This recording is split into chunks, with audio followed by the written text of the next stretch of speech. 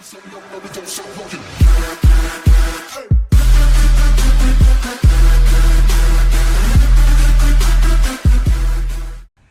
guys, so it's manga reads. It is Hunter x Hunter manga chapter 378 and I am early this week. Haha, yes. Alright, so you know what, let's get into it. Essentially I want to start talking about this girl on screen, and I want to talk about Kakkin for like a minute or so. Like, the kingdom of Kakkin is pretty screwed. Like, let me explain who this girl is. So apparently her title says head of the Haley family, Morena Prude, level 45. She is the illegitimate daughter of Nasubi Hui, Goro, and his mistress, Fixer. And they have a hyphen, and it says 4th Prince Seriendik.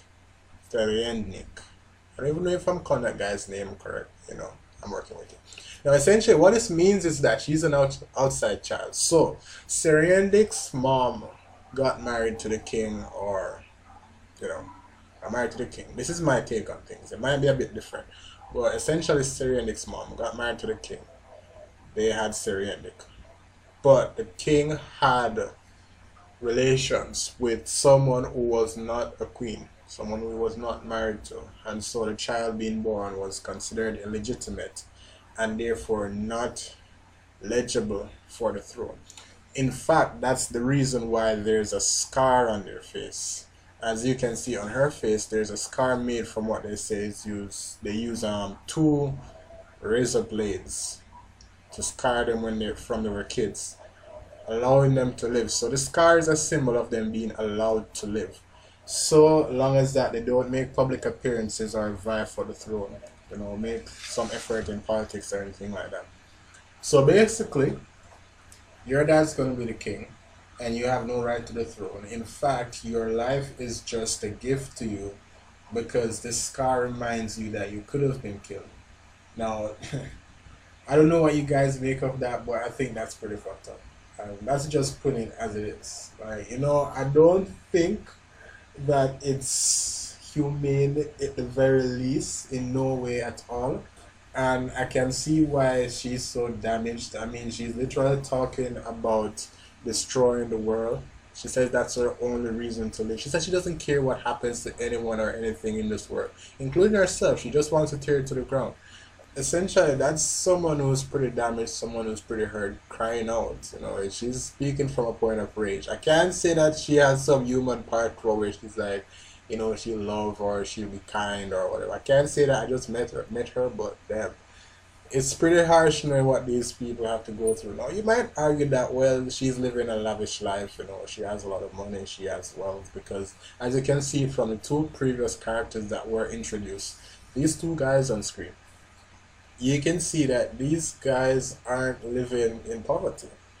They aren't living in a way that would suggest that in any way they're resented or they're living below the, I don't know how to say it literally other than saying that they aren't living a life where they're suffering or they're being put to shame. The scar on their face is a sign, you know, which is pretty much a permanent scar, permanent mark, because they've had it for years. I don't see that they're having such a rough life otherwise, but you know, looking in the mirror and seeing that really does remind you of a few things that you might not want to remember. But essentially, that is one of the more messed up things about this country. We can take a look at the succession war as well. There's nothing good about the succession war. You literally have to kill your brethren, your own flesh and blood, your brothers and your sisters to ascend to the throne.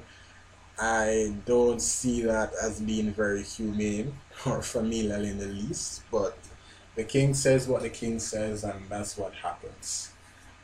Admittedly, some of these kids are pretty screwed up actually. You know, you take a look at Camellia. Some of these kids are pretty screwed up and you can see where Seri and Nick is of the same bunch, you know.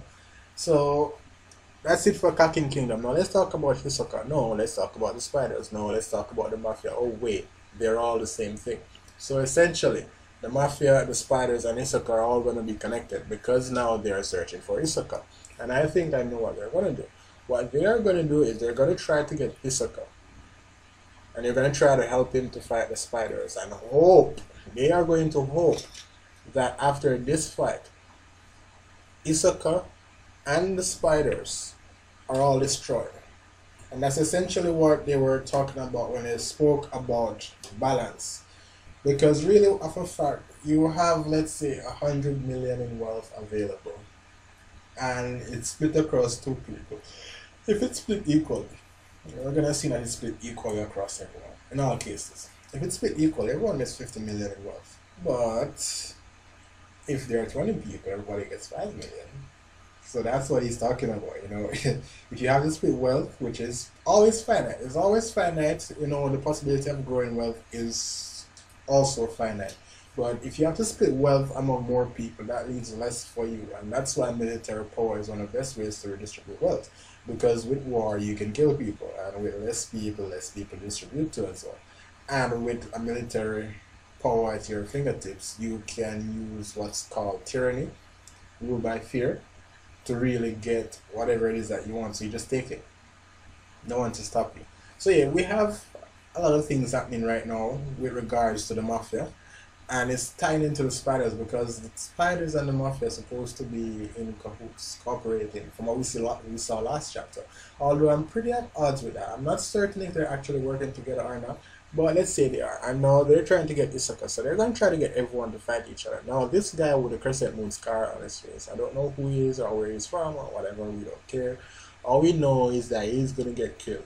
So basically going forward, we're going to have a lot to look forward to. And you know, I want to point this out. How dangerous is Hisoka? Because in the last chapter we saw where Crollo, we saw Bondenov, and we saw Shizuku. Crollo, Bondenov, Shizuku, they were working together. This chapter we see Finks, Phaeton, and Nobunaga working together. I think Illumi might be working well. Illumi is a manipulator of epic proportions, but he might be working with Kaluto, maybe not. But we see where the spiders are grouping up to hunt Hisoka. Now, this is what's fascinating about this. The spiders always hunt alone. Most times, the only time they've ever grouped up was when they were fighting the chain user back in York New City. So, Hisoka is a threat. And they're searching for Hisoka. They're never going to find Hisoka. He's not hiding, guys. This is just a spoiler right now. Hisoka is not hiding. Hisoka is enjoying himself. Well, you know, for how twisted he is, he's not particularly on a beach or having Sundays, but whatever it is, he's having fun. He enjoys being hunted, and he's hunting as well. So, the spiders are being hunted. That's Finks, Phaeton, and Nobunaga. They're being hunted by the guy with the crescent moon. They are hunting Hisoka. Hisoka are hunting the spiders, and they don't know. You know, they don't know that the chain user is there on this boat as well. So the moment Kurapika's identity becomes known to the world, we're gonna have a whole lot of action going down. Because you see, the thing is that Kurapika killed one spider. Hisoka killed how many? 3? 4? We don't. Where is Machi? Machi is alive, isn't she? And I like what Hisoka did. Hisoka killed the girl from York New City that could predict the future. He killed her so that her ability would erase from Crollo's book. So Hisoka is hunting. Hisoka is serious about this. And you know, he died. So you know, he died. He came back alive. Then gets stronger after death. Stuff like that. So yeah, big whoop. He is more powerful as well. I don't know if we're gonna make it to the Dark Continent, guys. Like I said this last year, like chapter 366, I was like, you know what? We're probably not even get to the Dark Continent because people are gonna get killed. Like literally a week into the voyage and someone's dead already. So I don't even know we're gonna get there. And just to remind you guys, very important. Just to remind you guys, I might even make a video on this. A few things to look forward to. We have not seen Neteru's son as yet. I don't remember his name. I know his name, but like it's right at the tip of my tongue and I can't get it. But we haven't seen Neteru's son, we haven't seen Pariston, we haven't seen Ging. We haven't seen the King of Kakkin do much as yet. There's a whole lot of things to get done, guys. We haven't seen. When was the last time we saw the Doctor? And by the Doctor I mean Leora, guys. When was the last time we saw him? We haven't seen him either. We have a whole lot of things to go through. And where is that? Oh, Cheadle. Her name was Cheadle, was she? She is one of the Zodiac. She's that dog. Yeah, I think she's dog. Cheadle. We haven't seen her, so we have a whole lot of things to get through. So guys, we're going to we're going to have a whole lot of things going forward to look to analyze. I like what Togashi did in the previous 3 and 4, 3 maybe 4 chapters. What he did was that he basically gave us a lot of information that we otherwise would have had to observe to get. So he gave us a lot of information about the princes and their Nendis and their priorities. So that's a whole lot of information that would speed up the process. Now, you might have realized I haven't done a live reaction in a while. That's because I couldn't talk previously, and I was sick. I couldn't talk. I couldn't make videos, and it's a whole lot of dialogue. I'll be talking for like 20 minutes, and it's probably best to review. So I might do live reactions again. I don't know, but thank you guys for watching. I'll see you soon. Subscribe for more, and Hisoka is boss. Thank you.